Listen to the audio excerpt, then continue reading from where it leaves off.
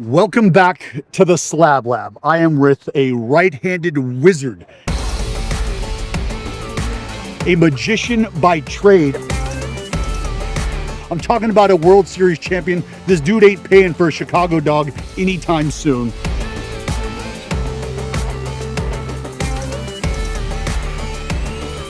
Kyle Hendricks, welcome to the lab, my friend. That you are way too nice to me, man. What an intro. You have been almost the unicorn for me, because I'm going to be honest, Hendo.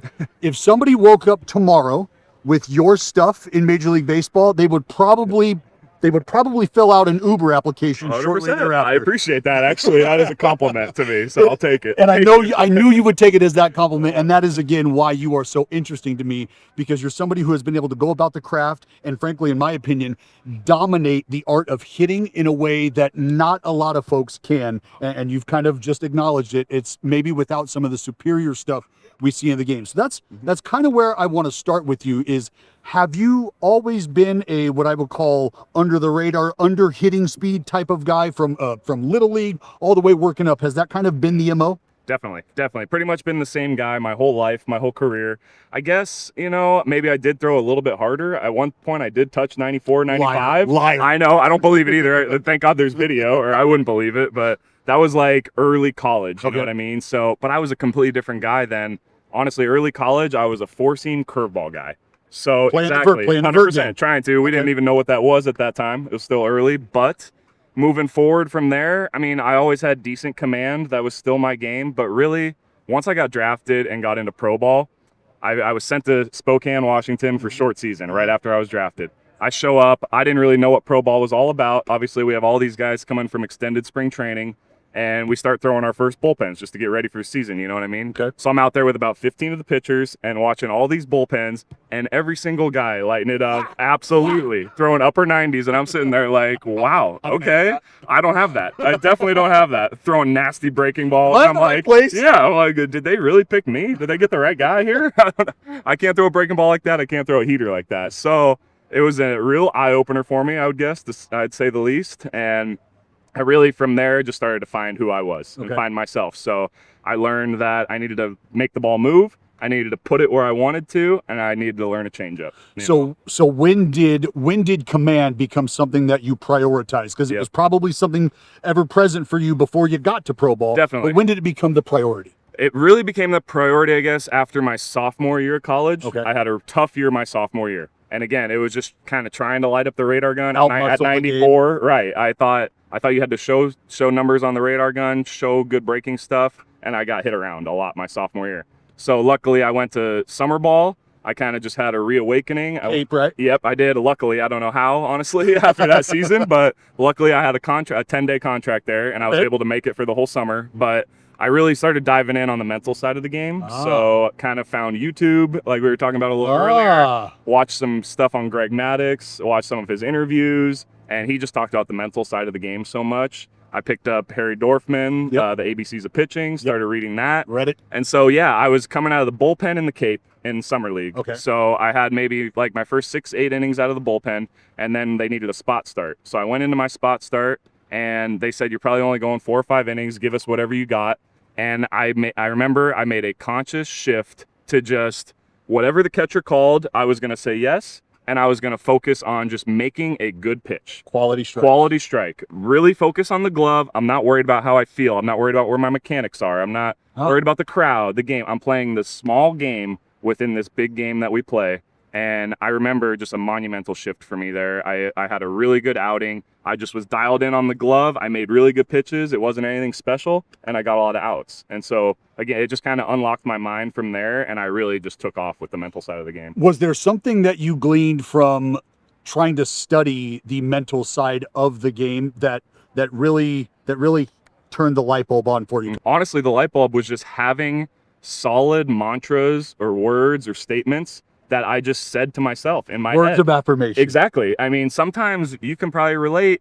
All pitchers go through it. Sometimes you're on the mound and there's really nothing going through there. You know what I mean? A lot of the time. Like, you're just like, okay, rear back and fire, and you see the results you get. So it really was just that, actually using my brain, using my mind when I was on the field, slowing the game down, starting to breathe, you know, and really just not trying to be perfect. That was a big thing for me. I always thought not throwing as hard. I had to be perfect with every pitch that I was making. No, just make a good pitch, evaluate what I see from the hitter there, go on and make another good pitch. And if you stack those on top of one another, you get the results that you're going to want. Well, I don't think there's any mystery to why you are able to look at the game the way you do. Coming from Dartmouth, you could probably go do brain surgery, taxes, and all that shit before lunch. So what was your relationship with data early on? Because for me, you represent sort of that hybrid athlete, that hybrid pitcher in our game where we weren't being inundated with the information and the analytics that are available to us today. You were right on the cusp of the introduction of that. Like you said, when I first started coming up, it really wasn't a big part of the game. So it was all feel, it was reading hitters, reading swings. After my 4th, 5th year, data really started taking over. Stop. Yes. Reading swings. When did that become a thing? Oh, when was man. this introduced to Right. you? When did you start to realize, shit, I think I can read a swing? Yep. So it took me a while. I heard about it. You hear all kinds of pitching coaches talk about it. You know, even hitters, listening to them, watching BP, reading, watching what they're doing. I had a really, really good pitching coach when I was in AAA, Bruce Walton. He was with the Toronto Blue Shout Jays. out, Brucey. Yep. He was around Roy Halladay for a long, long time. And so playing the cutter, 4-seam, 2-seam, just using 3 different fastballs. You talk about all these concepts, but until you see it or it clicks or something happens to you, that's when the magic moment is. So there was just times in AAA where I finally got out on the mound. I read where I would throw a perfect 4-seam down and away to a left-handed hitter, and he just stayed right on it. And just crushed a double to left center. You know what I mean? Next time he comes up, I throw the 2-seam, and what do you know? He's on top of it, and it's a ground ball. That's where it started to show, like, okay, they're looking for one type of action. A lot of guys, they have one bat path where they're either a 2-seam guy or a 4-seam guy. There's very few that can change and do both. Back in the day, it was like a Robinson Cano. Right. You see a few of the best hitters, you know, in the game can do That can both. scoop you and get on plane. Right. So now you have to mix and kind of throw everything at him and use both to your advantage. But there's still a lot of times where just, you know, the 2-seam will work and he's going to put that in the ground. Or this guy stays right on the 2-seam and he's hitting doubles to left center. I just throw a good 4-seam regardless of velo and he pops it up, or it's a foul ball and you're missing above the barrel. Once you start to see that, now you're just tracking the ball and you see where you're missing on the barrel. Are you missing under? Are you missing over? Right. If they square it up, it's a bad pitch in my mind. That's where it's at. I love that, because not all guys, not all kids at home are going to be able to go back and assess video to the extent that we are, right? They're not pumping on edgers out there. They're literally diving. So with the opportunity to read a swing and take a look, you're understanding sinkers down and away, I get that ball topped. 4-seamers down and away, not good because that ball's holding plane away, and that's something that they can get under and scoop like we've talked about. But now I can elevate that 4-seamer arm side and I can get that clip underneath. I can get maybe even a swing and miss. Exactly. You see where their hands go. You see if they really are top hand heavy, staying on top, or you see if they got a little scoop. And now you see the plane of their swing basically, and where are the points in the strike zone now where I can take advantage of that. Where can they cover? Right.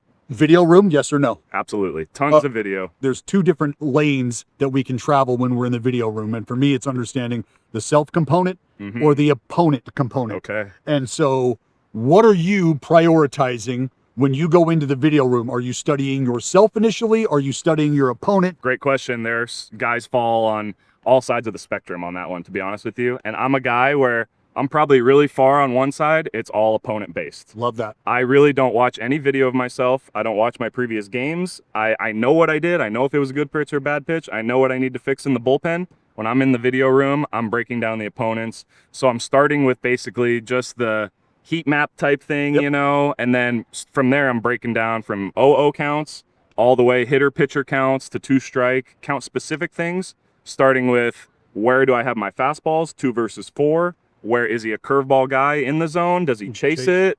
Do I have my changeup? Do I have to be good with it? Can I just throw an okay changeup and I'll get away with it?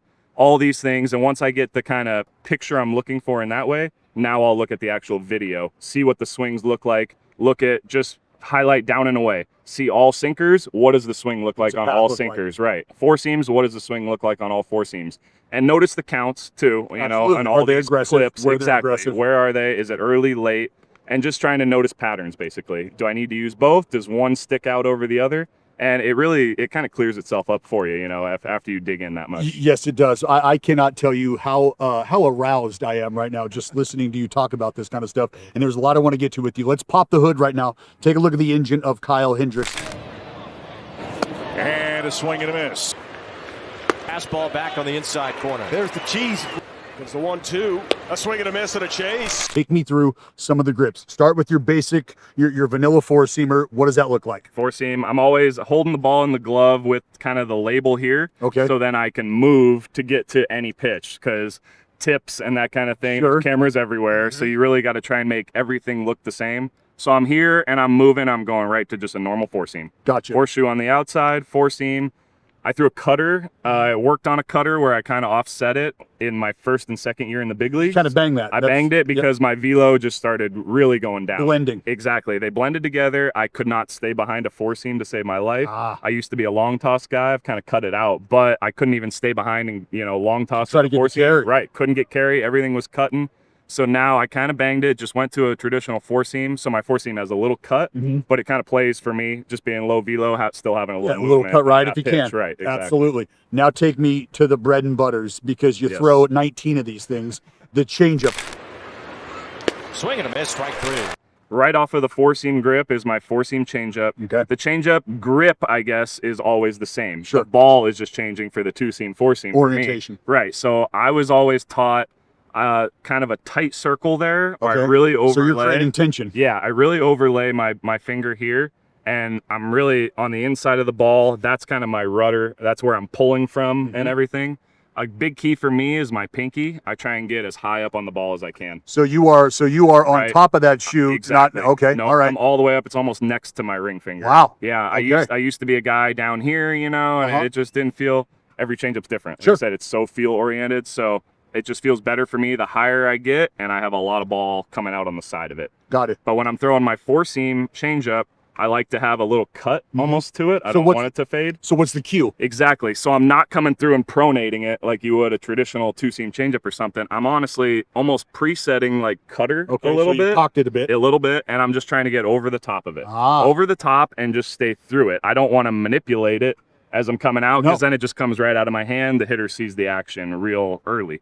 The more I can just preset as get on top and out front, then the ball will travel further to the plate and have later action as it gets there. Trust the grip. Always, Fluff, that's the grip. key. That is the key. Show me the grip, do the work. Show me the two-seam. Then the two-seam, same thing. Same hand position. I throw my two-seam here, so I go two-seam changeup right off of it. And now for the two-seam changeup, it's big-time pronate. You're inside that thing. Inside it, and that's where the circle really is taken over. Okay. I'm still wanting to get out front and on top of it, but I'm pulling with this side of my hand, really pulling the circle and just letting, since my pinky's up that high, just letting it come out. But again, I got to be on top and out front. Don't want to be behind it and pushing it, getting it out that way. So right now the kids are clicking rewind, rewind, rewind. Yeah. Pulling that circle down and not throwing the circle at them. Exactly. Pulling the circle down because you're staying inside the baseball. Exactly. Show me that big banger. Whoa, curveball at 72 miles an hour. The banger, that's changed over the years. Some guys, four-seam curveball was here. I've just moved. Sometimes I'm here on the two-seam, and sometimes I get a little bit further up, and I'll get a little more sweeper on the side of it. Right? But here is going to be my traditional, more of my 12-6. And this is always a pitch. It's not my bread and butter at all. It's something I'm trying to just work into my mix, find the opportunities where I can get it as a first pitch, or as a guy that just struggles with some spin, or as a guy that might chase it underneath. But that is what has made you so deceptive and so tough to barrel, because I might add that you are garnering some of the weakest contact in baseball right now, tied for second. I mean, we're talking about you and a guy like Tarek Skubal, who are generating the same kind of exit velocity. Skubal throws 103 miles an hour. You throw 87, 88 miles an hour. Let me ask you this, because you have a contact rate right now outside of the zone that is the highest in baseball. That means you are getting people to go fishing. So would I call you a masturbator? I love that. I would call you a masturbator. I would also think about the fact that you are being able to get big league hitters to expand their strike zone, and not only expand, but get the weak contact. So is this something that is more about just being comfortable with contact, or do you believe that there is a true correlation with throwing more strikes, basically, than you ever have, and getting the guys to expand their strike zone? Absolutely. Both of those things. I think it starts with, you have to be aggressive. You have to be aggressive in the zone still, even though I'm not throwing hard. So that's where it comes back to the video work, really knowing those 0-0 counts and knowing what a team approach might be against you. Who's the ambusher? Exactly. So you know the guys that are going to be ultra aggressive. You know the guys that are going to be very patient. The guys that are very patient, I'm sticking fastballs, and I'm going to show them, here's what you might get again. I might come back to it. I might not. But that's going to set up everything else for the rest of the at-bat. I've shown them a good visual that I can work off of now. A guy that's just an ambusher swinging all the time, you can go right to chase, you know, because he's going to be super aggressive, swinging out of hand always. Early. Exactly. But those patient guys are really, I think, where I've made some progress there of just being aggressive with my fastballs, 2 or 4, and then working off of that action. Again, I've been good with not being so far out of the zone. It's been good where it's just been off, you know, where they have to respect it a little bit. Tickling it. Exactly. Just tickle the zone. And then if I do get takes, I'm able to come back into the zone. And that's just feeling the game. You know, as you're out there, feeling what they're trying to do to you. Are they getting more patient? Are they getting more aggressive?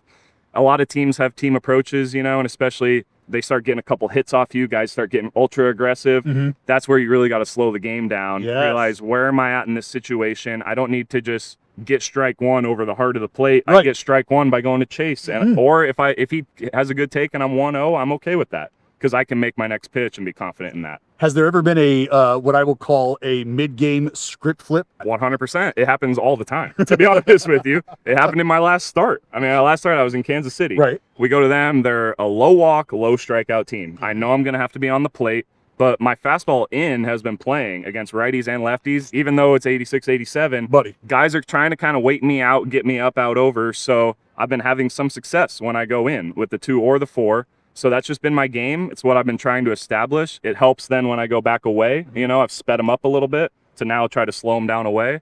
But again, this game against Kansas City, I gave up my first hit on a 3-2 hip shot where he just cleared right away. Opened up to it. Yeah, he didn't. It's like he wasn't waiting it out and waiting to see if it was a strike. He just saw it and he cleared right away and he put a good swing to left center. So open my eyes, you know, first with that one. Come back to like the 3rd inning, Adam Frazier comes up. I've faced him 100 times in my career. He gets right on top of the plate, and I've thrown some good fastballs in. You have to go in there. I throw a really good 2-seam right on the corner there. Again, clears right away and hits a solo homer. So that, I was like, okay, we came back in the dugout. We noticed this is a different approach today. Yep. They're seeing in and they're jumping. So it's really hasn't been my game all year, but I need to stick down and away. I need to be stubborn with it until I see something else change. So it's the 4, it's the 2, it's the changeup, for everything away. If I do go in, it's for effect. It's going to be for a ball to back him off the plate, nothing for a strike. And now you're reading takes. Exactly. Now you're reading the takes where is a guy getting out of the way where he was going to clear and get that, or is he just stuck in there as you throw a 4 where all his eyes and sights are out, down and away, where now I'm going to double or triple up there maybe to get him more aware of it. Now I can go back away. That's the game within the game, the adjustments you make. That's the beautiful part about this game. Yep. Speaking of adjustments, are you somebody who has moved around on the rubber at all, understanding what sort of angles we're creating? Because we talked about the progression and the evolution of your repertoire. So has there been a point in time where you found yourself, you know what, let's dabble on the first base side, see if I can really create an angle in. Let's dabble on the third base side, see if I can start to create some H early and get some fishing out there. Like, has there been any manipulation? No, exactly. Always. I think all pitchers kind of go through that searching process. So when I was younger, I was far on the third base side. Why? It was because I was that 4-seam curveball kind of guy. So it was easier. I could still ride my 4 away to a righty. It was easy to stick to the lefties, and then the curveball would start at the righties, and it would be so far away from the lefties, I would get a lot of takes. Now, as my game developed, I started throwing more 2-seam, more changeup. I know I had to move more to the first base side. So I've evolved where I'm basically in the middle. Yeah, you are right now, just in the middle of the Smack dab slab. in the middle, exactly. So the middle helps me. I can get easier to my extension side with my 2, where it's just easier to drive that 2 there, but I still have the game in, or I'm not so far on the first base side where they see the ball coming into them as a right-handed hitter. I'm middle, so it's still, they have to read where that lane is when I'm coming into them and decide if it's a strike or a ball. And so maybe they're a little late on that heater. Instead of if I'm on the first base side, they see it all the way in there and they're cheating and getting the barrel to it easy right away. And we do not want that. Do not. Arm angles, have you always been where you're at? Maybe 5 to 10 times a year, I'll have a point where I'm noticing a guy, just kind of a lefty in particular, is waiting me out, taking my changeup, taking my 2-seam down and away, but they're really good pitches, just missing. And I'll manipulate and drop down just a little bit and throw a 4-seam down and away, so they think it looks so far out. Yeah. That it's going to be a two-seamer or a changeup miss, and now I get It a holds. take. It holds its line, and I get a take for a strike. Usually for a strike 3 is where I'm trying to save that. Sure, 4. just stick. Exactly. You see the opportunity, you drop down, you stick a 4 over there, and you get the out. But honestly, it happens 5 to 10 times a year, I would say, is it? Yeah. What I've had so much fun with you, man. I can't thank you enough for diving in the way you have. I want to have a little fun with you now. If you had a ticket to punch, would you rather it be looking or swinging, and why? So not being the 102 guy, I think the swing and miss is not really what I'm looking for. If I get a strikeout looking, that's more prideful for me in a way. It just shows what I've set up during the at-bat. I've done everything I needed to do to now. You didn't surprise them necessarily, but you did. It's something they weren't looking for. It means you set up the at-bat, you read exactly what was happening in the correct way, and you made the pitch where you had the biggest room for error in a lot of ways. And even if they would have swung, it would have been really, really bad contact, which I still am looking for. But a strikeout looking for sure for me, it just reiterates kind of my game plan and shows I'm where I need to be and doing the right things. I don't think that could have been put more eloquently, because that is the precise perspective that I am coming from. Is anybody can go flail. These gorillas are walking up there with a bat trying to hit it 1,000 feet, and if I can lock them up and mentally lock them up, because that's what it is. The physical no swing, but it's a mental lockup. Exactly. That's exactly where I come from, and I know you're very similar to that. Yes. Your game, absolutely. You just get a little bit more pride, when you get that, and you went about this sequence in the right way, and it's probably going to set up the next at bat also. No doubt. Who was your guy on the wall? Poster guy on the wall. We call you the professor. You have earned the nickname professor. There's a fellow by the name of Greg Maddox that you mentioned earlier. And he deserves it way more. He is the guy. He's number one. But honestly, I didn't get to see too much of him. Okay. When I was a kid, I watched like YouTube, like we talked about, to watch more of his video. My two guys growing up, maybe a little surprising, Pedro Martinez and Jake Peavy. Really? Martinez and Jake Peavy, which probably completely opposite personalities I was gonna say. on the mound from what I am. Yeah. So maybe that's why I like them so Okay, much. all right. It was like I wish I could be that or Sure. do that, but I kind of have it all inside of me. Yeah, there's When I'm out quite a there. bit of FU dripping from those guys. You Yes. can see it, you can taste Exactly, it. You exactly. well, I mean, that's again one of the cooler parts about you and watching you go to work is you are the silent assassin. You are the calculated, cold-blooded killer that is waiting on the mound to carve you up. Favorite ballpark to pitch in, because in the West you've got some Really good ones. we got some Really yards. good ones, 100%. Great yards out here. So I grew up close to Angel Stadium. I grew up an Angel fan. Welcome home. Thank you. It's always cool coming here. But just being a West Coast guy, I love San Diego. I love Petco. Yeah. Love going down to Petco. Just an unbelievable surface. Pretty good pitcher park. Yeah. Pitcher friendly, which you're always How gonna far? like. Exactly. Just here it is. Hit it as far as you want, especially to center, please. Oh my God. No But question. you just get always perfect days, you know what I mean? And they have had really good teams, so just the competition factor of going down there and trying to beat a really good team. I don't know. I used to go down there with my dad, watch PV, watch these guys, Brandon Webb when he was there for a little bit. Talk about exactly. my God. Exactly. Just awesome guys to watch and learn from. If you had the opportunity and we're taking one of your pitches, we don't like it anymore, we're throwing it away, but we get to adopt another pitch. We're taking somebody else's pitch and we're replacing the one that you've kicked out of the house Love with it. this one. Whose is it? What is it? And Yeah. why? I'm kicking out my curveball, obviously. Beat it. And from there, I will take anything that Paul Skeens throws. Literally, anything he throws, I'll take it. Okay. Any of them, if he wants to get rid of one of them, I'll take any of them. I'm not picky. That is absolutely disgusting, and it's from the first pitch to the last pitch. Yes, He's a dude who yes. only gets stronger. Dude's a lot of fun to watch. His mentality is unbelievable. He's a killer out there, and I just love watching him pitch. Yeah, it's awesome. If we could have an at bat against anybody that's ever strapped it on, live, dead, you want to wake up George and see how he looks? Okay. We'll get him in the box. Who are you taking the at bat against? This is your medal versus theirs, right? Mano a mano. Who do you want to feel in the box? Who do you want to measure up against? So yeah, so talking about growing up an Angels fan, my guy was JT Snow for some reason. He was my favorite player when I was a kid. Snow! I know, loved him. I love it. So he went to the Giants when I was about 8 years old. So I became a big Giants fan in the NL. It was kind of Angels Giants. Wow. So watching the Giants a lot. I mean, Barry Bonds. Sure. Barry Bonds was my guy. Sure. And if I had an opportunity to face him, it's gonna be a homer. No, but I want to no, see what pitch power it's of gonna be the homer on. Endo, come on. Exactly. Maybe a 4-pitch walk. Just go to first. best. Well, all right? we were just talking about like the metrics on the game that we have today in real time, and I go back to the homer that he hit, broken bat homer. Yes, just trying to get the yes. feedback on Right, the data on that right. kind of stuff. The last question I want to ask you, and it's a question we ask all of our guys on the podcast. We do Baseball is Dead. Check it out. If you could go back into any moment in baseball history and be a witness, you don't get to play. Okay. No one's asking you to punch anybody out. Okay. You just gotta sit there, popcorn, and Yep. enjoy the moment. What moment in baseball history are you going back to, and why? Two come to mind kind of just immediately, and I really don't know why. Maybe the Babe Ruth called shot. I want to see what actually happened. I want to see what that was all Was that about. real? Time, yeah. Just how did We know he it hit the exactly homer. go? Exactly. We But know the didn't homer, call it. but what was the whole process there? Sure. And I then respect that. a big one for me, honestly, I just remember being a kid and post 9/11. The Mets, Yankees, oh my and God, that was dude. just very, very cool. And watching Piazza and those guys, just epic. Hitting a homer in that day, just what it meant kind of for the U.S. in a way, and obviously for that city.